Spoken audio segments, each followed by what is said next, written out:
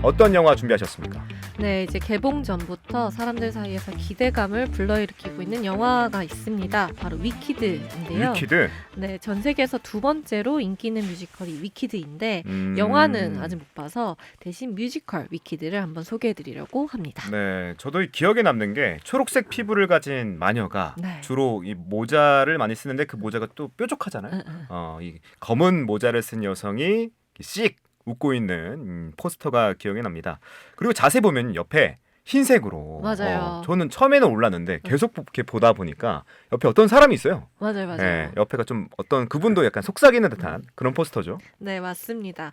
포스터의 색깔이 초록과 검정, 강렬한 대비로 이루어져 있어서 뮤지컬을 보지 않았어도 포스터는 기억하시는 분들이 많고 또 말씀하신 것처럼 검정색과 초록색의 마녀는 기억하지만 흰색의 맞아요, 마녀는 맞아요. 또 기억하지 못하는 이게 네, 바로 네. 뮤지컬 위키드 포스터인데요. 이 초록 피부의 엘파바 그리고 흰 빛깔의 옷을 입은 마녀 글린다 이 두 명의 마녀를 중심으로 이야기가 이루어지는 게 뮤지컬 위키드입니다. 사실 이 뮤지컬이 소설 위키드를 원작으로 하고 있지만 차이는 좀 큰 편인데요. 소설은 조금 더 뭔가 사회 고발, 현실 고발에 좀 느낌이 강하다면 뮤지컬은 조금 더 밝은 분위기로 엘파바와 글린다의 우정 그리고 서로의 성장을 그린 이야기를 주로 다루고 있고요. 그렇다 보니까 이제 무대의 구성도 조금 더 동화처럼 또 상상 속의 어떤 환상적인 장면을 포함한다라고 생각하시면 될 것 같습니다. 또 이 아시다시피 이 위키드가요. 우리가 알고 있는 동화 오즈의 마법사와 연관되어 있는데요.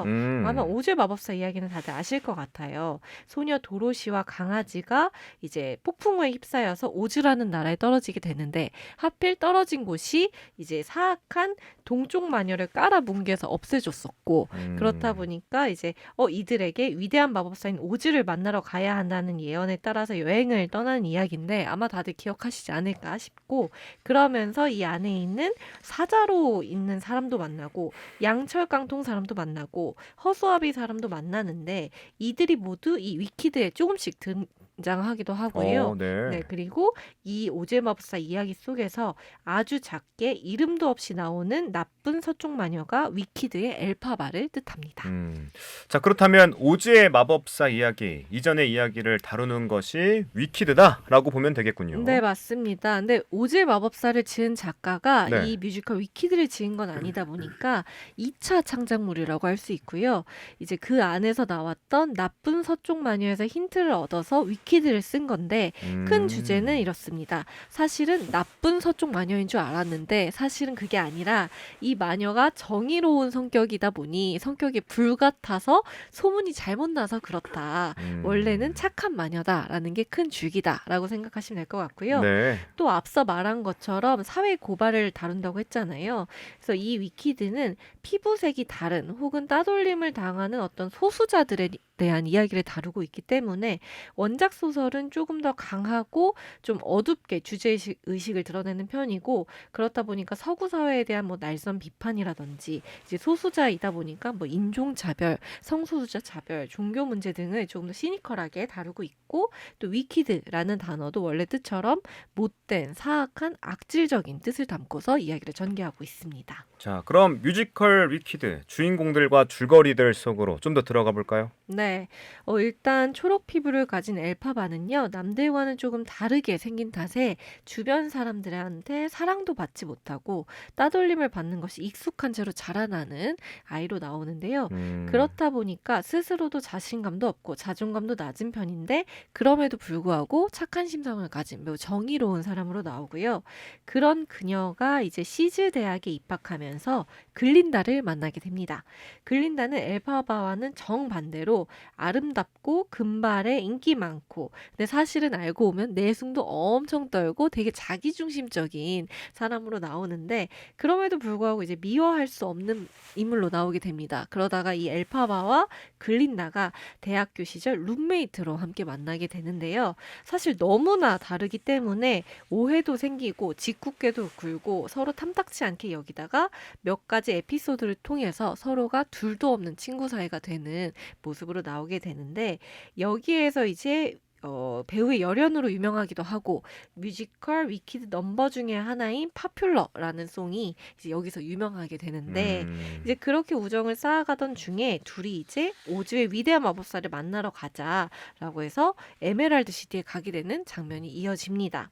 근데 여기서 오즈의 마법사가 엘파바에게 제안을 하나를 하게 되는데요. 제안. 네, 네. 워낙 마술에 능하다 보니까 어. 자신의 조수로 들어오면 어떻겠냐라는 이야기를 하는데 네. 그래서 자신한테 원숭이 한 마리가 있다. 근데 이 원숭이가 날고 싶어 하니까 날개를 좀 만들어주면 좋겠다라고 이제 제안을 하게 되고 엘파바는 사실 뭐 큰 원숭이가 원하는 일이니까 날개를 이제 만들어 주는데 근데 사실 알고 보니까 오즈 마법사가 네. 이 원숭이를 CCTV 역할로 쓰고 싶었던 거예요.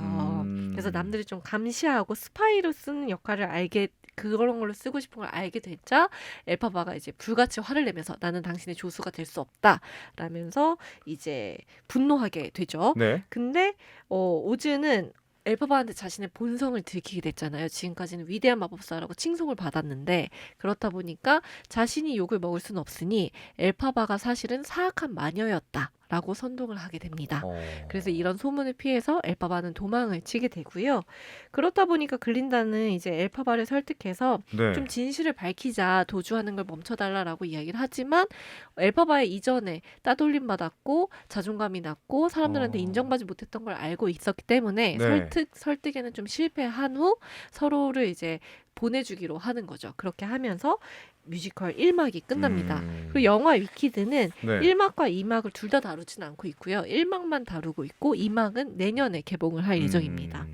자, 1막에서는 엘파바와 글린다의 우정 이야기를 주로 보여주는 방식으로 흘러갑니다. 서로 전혀 다름에도 불구하고 서로를 존중하는 방향이라고 느껴집니다. 네. 그래서 자신의 진정한 능력을 발견하지 못한 엘파바와 네. 그리고 자신의 진짜 모습을 발견하지 못한 글린다의 이야기가 1막에서 서로 만나고 서로 비추어 보면서 스스로 좀 깨닫게 된다라는 내용을 중심으로 이어지는데요.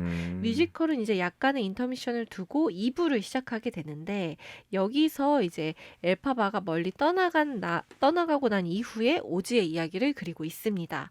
그래서 이 엘파바는 온갖 누명을 쓰고 떠나갔고 글린다는 오히려 반대로 세상에서 가장 아름답고 착한 미녀로 추앙받는 모습이 2부의 시작을 알리는데요.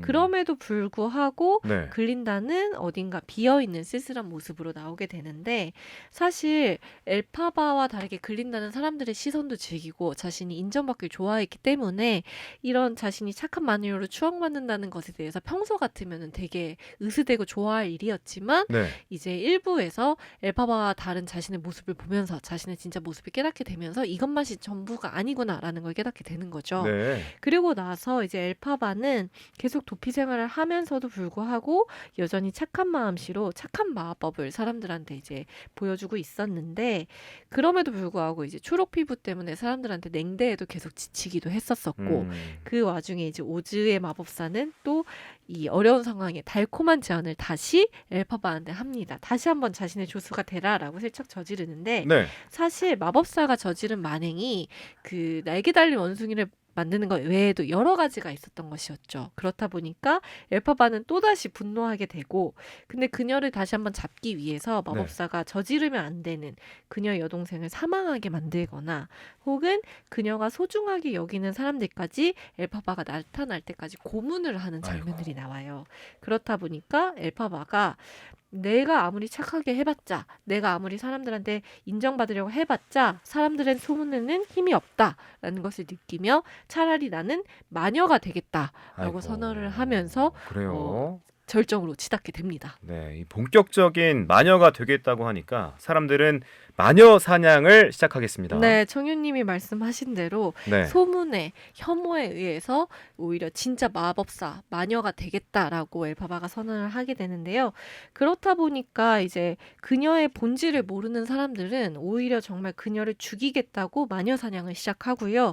엘파바는 그것에 대해서 난 여기까지인가 보다. 도저히 이 세계에서 살아남을 수는 없겠다 라면서 끝을 확인을 하고 글린다와는 다시 재회를 하게 됐지만 그녀에게만 오해를 풀게 되고 감정을 털어내며 작별 인사를 고한 후 스스로 죽음을 맞이하게 됩니다. 근데 사실 실제로 죽은 것은 아니고 네. 사실 마녀가 없어져야만 그것에 대해 뿌듯해하고 행복해했었던 시민들이었기 때문에 그녀 스스로 존재를 감추면서 막을 내리는 게 위키드인데요.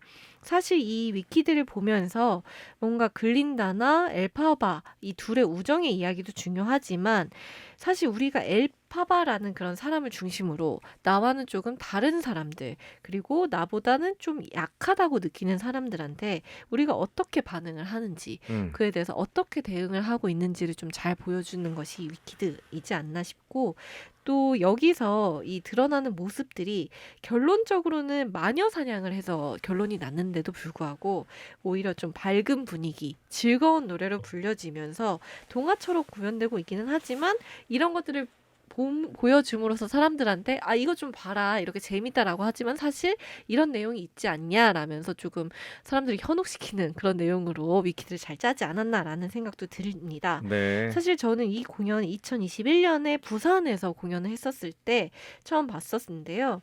이때 보면서 생각거리 정말 많이 던져준다라는 생각이 들었는데 사람들은 이제 어떤 쇼의 형식을 보면서 이 쇼의 형식으로만 해석을 하는 게 조금 아쉽기는 했었어요. 근데 영화로도 개봉을 한다고 하니까 영화에서도 마찬가지로 좀 불편한 진실을 잘 포장을 해서 사람들을 좀 많이 보게 하는 그런 면이 있는데 그래서 조금 두 개 다 좀 많은 생각들을 던지지만 처음에 사람들이 좀 많이 보게 하기에는 참 좋은 요인이 아닌가라는 생각이 들었기도 하고요.